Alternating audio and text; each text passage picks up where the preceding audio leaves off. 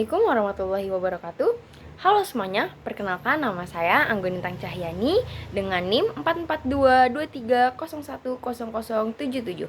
Saya di sini akan mempresentasikan perspektif fungsional dan teori motivasi dalam komunikasi organisasi.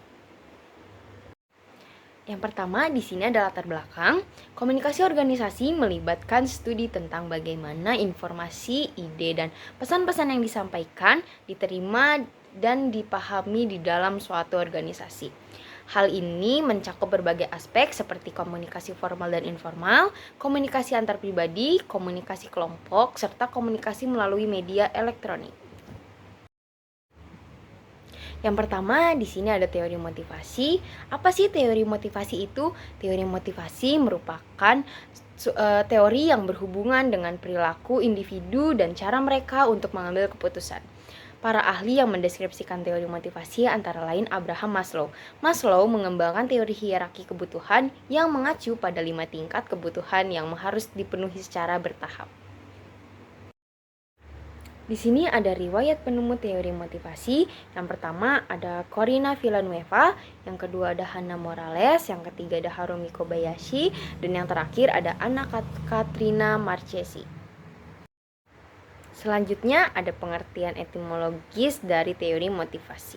Motivasi berasal dari bahasa Latin yaitu movere, yang berarti bergerak atau dorongan untuk bergerak, dalam kurung Prawira 2014.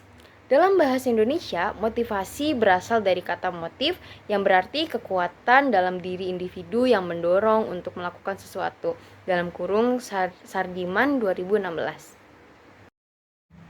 Dan selanjutnya ada penerapan perspektif fungsional dan teori motivasi dalam komunikasi organisasi. Yang pertama ada komunikasi yang jelas dan konsisten. Menyampaikan informasi yang jelas, akurat, dan up to date kepada karyawan tentang tujuan, kebijakan, dan prosedur organisasi. Yang kedua ada saluran komunikasi yang terbuka. Menyediakan berbagai saluran komunikasi seperti tatap muka, email, dan media sosial untuk memudahkan karyawan dalam berkomunikasi dengan manajemen dan rekan kerja. Dan yang ketiga, umpan balik yang konstruktif.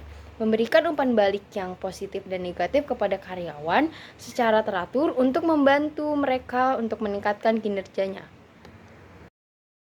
Yang keempat, pengakuan dan penghargaan. Memberikan pengakuan dan penghargaan atas pencapaian karyawan untuk meningkatkan motivasi mereka.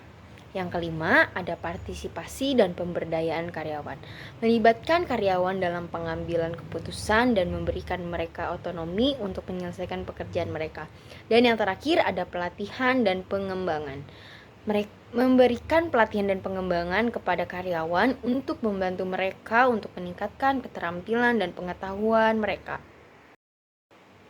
Dengan menerapkan perspektif fungsional dan teori motivasi di dalam komunikasi organisasi, organisasi dapat menciptakan lingkungan kerja yang positif dan produktif di mana karyawan termotivasi untuk mencapai tujuan bersama.